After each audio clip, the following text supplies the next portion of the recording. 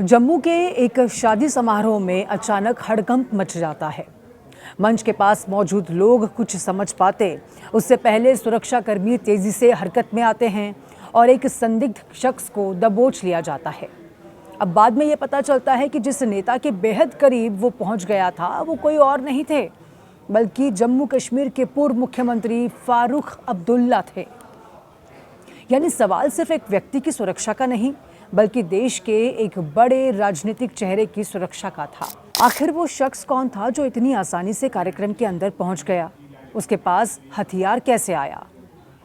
क्या ये सचमुच किसी बड़े हमले की कोशिश थी या फिर इसके पीछे कोई और भी कहानी छिपी है? इन सभी सवालों के जवाब तलाशने के लिए उस रात की पूरी कहानी को समझना बेहद जरूरी है। दरअसल ये घटना जम्मू में आयोजित एक शादी समारोह के दौरान हुई। समारोह में कई बड़े राजनीतिक और सामाजिक लोग भी मौजूद थे। माहौल बिल्कुल सामान्य था, ठीक था। लोग बातचीत कर रहे थे, हंसी मजाक चल रही थी, कार्यक्रम चल रहा था।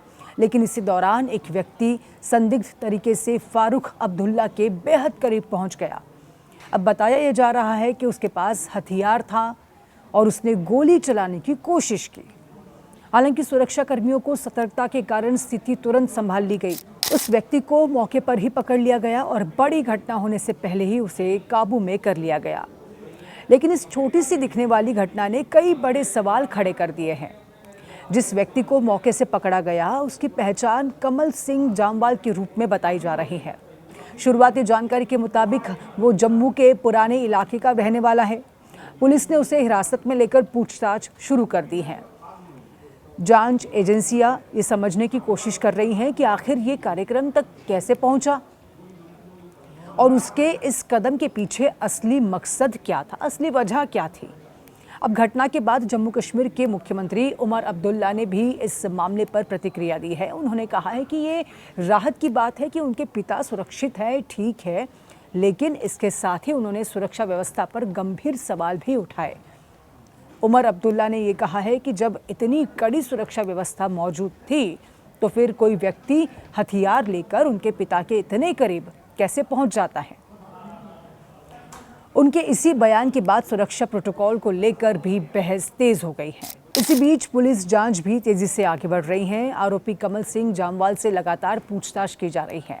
पुलिस के मुताबिक आरोपी कमल सिंह जामवाल ने ये कहा है कि वो पिछले करीब 20 साल से फारूक अब्दुल्ला को मारना चाहता था, मारने की कोशिश कर रहा था और ये पूरी तैयारी में था।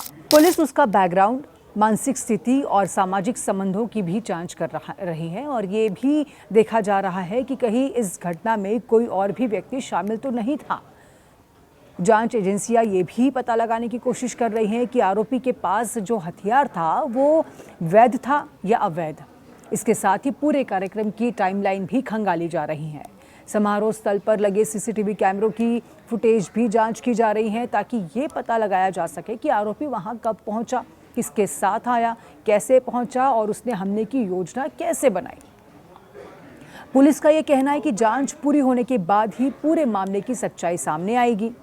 फिलहाल हर एंगल से इस मामले को देखा जा रहा है, चाहे वो व्यक्तिगत दुश्मनी हो, मानसिक अस्थिरता हो या फिर कोई और भी कारण। घटना के बाद फारूक अब्दुल्ला ने भी अपनी प्रतिक्रिया दी है। उन्होंने बताया कि जब वो कार्यक्रम स्थल के बाहर निकल रहे थे तभी उन्हें पटाखों जैसी आवाज़ सुनाई दी। इसके बाद उन्हें तुरंत एक कार में बिठा दिया गया। बाद में उन्हें बताया गया कि एक व्यक्ति पिस्तौल के साथ वहां मौजूद था और उसने 2 गोलियां चलाई थी। फारूक अब्दुल्ला ने कहा है कि उस व्यक्ति को वो नहीं जानते और न ही उन्हें इसके बारे में कोई जानकारी है। उन्होंने साफ कहा कि उन्हें ये भी नहीं पता था कि आरोपी का असली मकसद क्या था।